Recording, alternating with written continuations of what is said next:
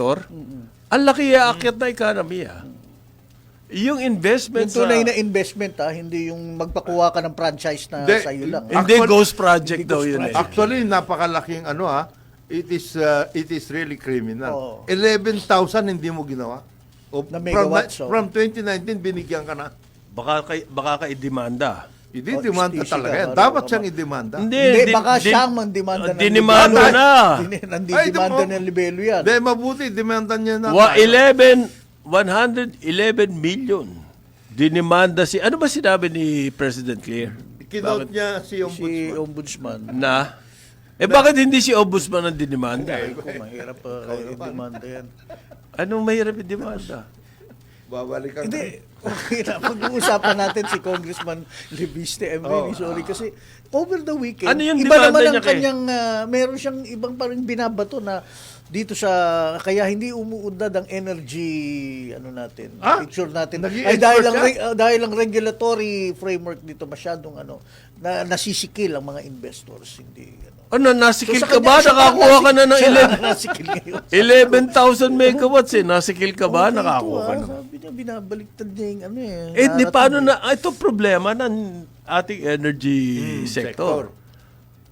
Yung 11 na 1,000. 1,000 na yun was given in 2019. Yes. By this time, dapat on stream na yan. Wala. Hahabulin natin na naman yan another 6 years. Meantime, yung 6 years na yan, hindi umaandar yung industries dahil kulang sa power. Ganyan kalaki ang kasalanan ginawa niya Yan. sa atin. Matindi yan. Laki ng kasalanan. 11,000, sipin mo. Yan ba may crime dyan? Meron. Kinuha mo yung project, di mo ginawa? May crime ba dyan? Yes. Anong crime dyan? Gross, yan? Gross epaling? Gross greed? Anong, baka dapat talaga bigyan ng leksyon. Dapat. Meron yan, may crime. Yung multa na 24 billion, well and good. But that's it? No. Kasi ang Yes, laki pa ako. ng, kumbaga, may sukli pa siya. Binenta niya more than 30 billion. Namulta ng 24, di meron ka pang ilan. Ilang billion pa yung hawak mo. Napansin nga to ni Mark, ay party list rep Jerny Jet Nisay na sinasabing contractor. Ano yan? Meron ba laman yan? Yung mga facts na yan, contractor ka at ikaw ang nag-endorso ng complaint para mapunta doon sa process, magsimula yung proseso. May sinasabi kasi ngayon, yung mga congressmen, kumbaga, parang humahanap ng panabla. Dahil to si BBM mukhang seryoso doon sa kanyang campaigns. Crackdown! Kung ang ginamit na salita ni Mark. Yung crackdown sa flood control. Sa corruption. Sa corruption, Diyan naman kumukonting sumasideline yung mga contractor. Nawala yun. Ano yan? Humahanap ba ng kwanyan? Kumbaga, ace ng alas para matabla yung crackdown against the... Kasi ang tatamaan dito, yung mga corrupt sa Kongreso. Mawawala sila ng kita. Mabuti pa, tablahin natin si BBM para happy days are here again. Hindi naman siguro gano'n. He is imbued with the patriotic duty, pare. Para sa bayan. Para sa bayan. Para sa bayan. Napaka-importante po itong pag-usapan. Sabi ni Congressman. Pero contractor siya paano yun? Doesn't matter. Hindi ba, wala bang ano yun? As a Plus or minus? As a citizen of the Republic, I have to do this. It is my duty. Mag-endorse. Mag-endorse. Ba't hindi niya naturo yung ibang... Eto, si Marco. Mas patriotic to eh. Ba't di niya nalang ituro yung ibang... Kasi napaka-importante po talaga nito. Malaman na Kailangan ako. Kailangan ako. At hindi iba. At napag-uusapan kasi Kasi may element yun, pare. Nagkakulay. Yung complaint, dahil kumalat na social media, even some reports, na yung nag-endorse ay contractor. Para sa akin, may ano yan. Kasi nga, kung ang impeachment complaint ay sa matter of politics, so may involve ang publiko rito, meron na agad mga ganong elements. Paano yun? Baka yan na maging sanhi para lalong gumulo. Magulo na nga, lalo pang gugulo. Ewan ko, but the fact of the matter is, it's there. para sa amin po, eto mga nangyayaring to ay open to A lot. a sea of speculations. Yan. Dahil sa mga elements. Yung isa sa mga complaints, ba't mo inaresto si Duterte? Oh, yan. He was So, whisked siyempre, away. yung mga trolls, nandyan na yung, nagpasukan na yung mga trolls, pare. Buti nga sa'yo, kinulong mo si Duterte. Yan, ganito. Mga ganon. Nandyan na po yung element niyan. Ano yung ganon? At 31 na pala. Well, hindi mali kayo. Sabi Ano ni Tourism Secretary ano ba pangalan to? Cristina Garcia Frasco. Kasi nakipag-sit down siya sa media at sinabi niya ay mali ang technology, yung e-travel. Mali ang bilang? Mali ang bilang. Wow! Dapat talaga ay may discrepancy ng mga at least 543,000 plus. Dahil ang arrivals talaga sa Pilipinas noong 2025 ay 6.48 million, hindi 5.94. Kaninong bilang yan? Kanila? Kasi hindi na bilang ng DICT, yung kanilang, at saka ng BI, yung based sa e-travel, hindi nakaregister yung mga ilang arrivals. Sa e-travel? Ilan yung diplomats, employees of foreign governments. Teka, ilan lang yun 543,000. Plus, yung mga nagko-cruise daw, minsan hindi nabibilang din. At saka nag-chartered flights. So, excuse me, mas mataas ang... 6 million. Oo. 6 million, hindi 5 million lang. Kahit na 6 million, napakababa para po tayo yan. nag-nitpicking. Napakababa. And my point yun, although dati ninyo sinasabi to, mas mataas ang Quality. tourism receipts natin, expenditures ng mga international inbound visitors. 694 billion, Pero pesos. may So- sagot dyan so yung yan mga ang ano. tourist establishments. Kung ang titignan mo lang yung tourism receipts, lahat ng tourism sa buong mundo, umakyat po ang tourism receipts by leaps and bounds. Oo nga eh. Ano ibig sabihin nun? May factor doon yung inflation. Yes. Okay? Siyempre, tataas yung receipts mo dahil nagmahal. Ang laking factor nun. Number 2, yung mga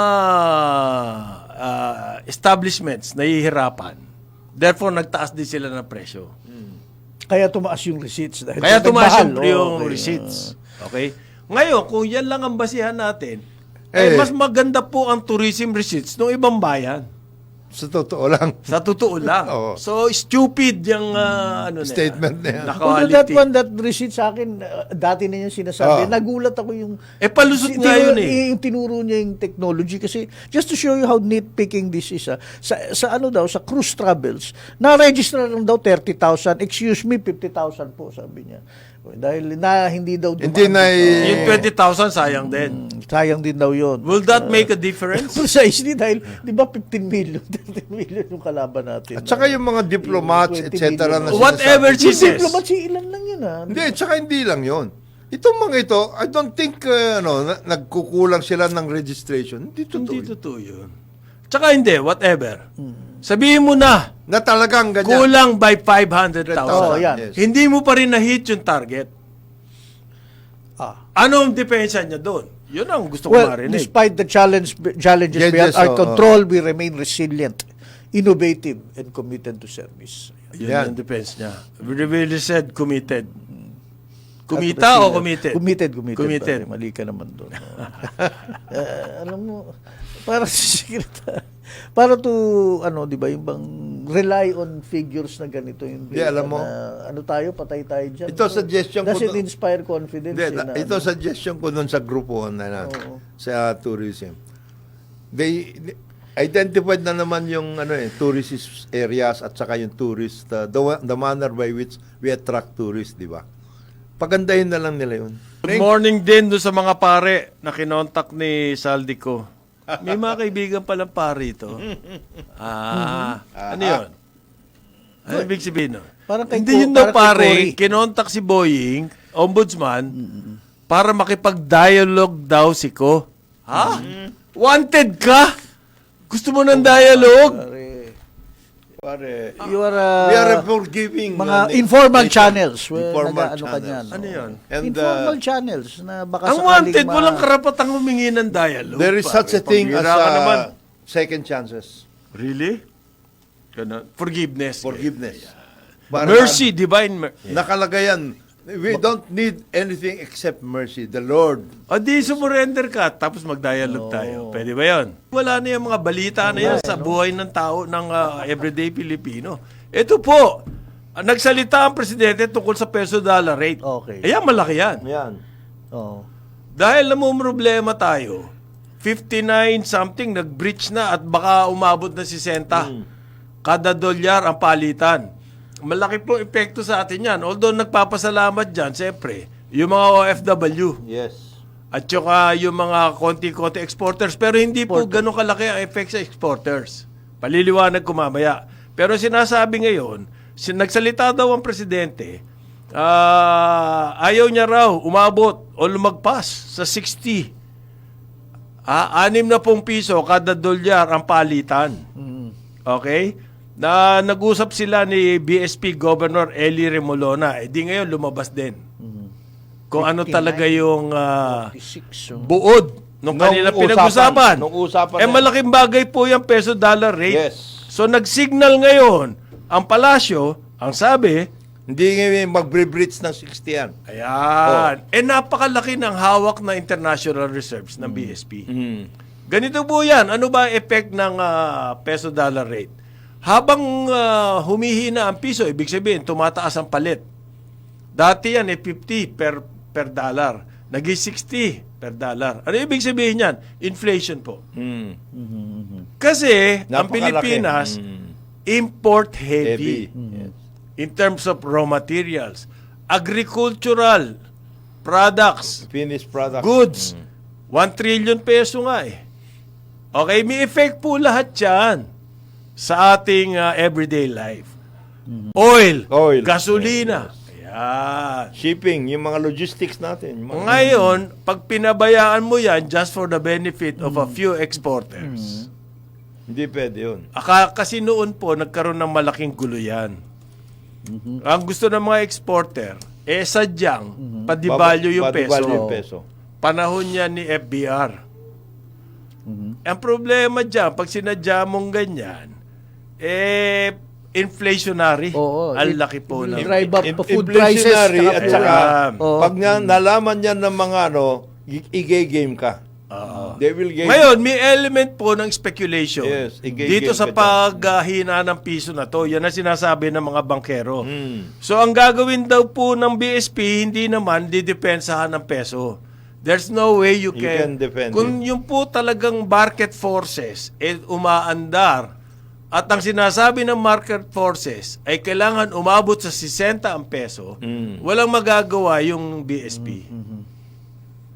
Pero kung ang gusto lang mapigil ng BSP yung mga speculation, yan po yung intervention. Yan ang sinasabi. Okay? Ito yung psychological benefit. Yan pong threshold na yan, magkakaroon ng kumpiyansa. Ang merkado, sasabihin, hindi naman pababayaan ng BSP yan. Kasi pag yan po ay lumagpas dyan, psychological, sasabihin, naku, nagwawala na peso. Ano sasabihin ng merkado? Wag muna tayong mag-invest. Wag muna tayong bumili na tayo ng dollar. Ngayon Baka pa. lalo pang bumaba. Yan! Game yun. Game. Crisis of confidence na po yan. Ano ibig sabihin niyang ganyan na nagsisignal ang presidente? Hindi niya. Ayaw niya. Umabot sa 60.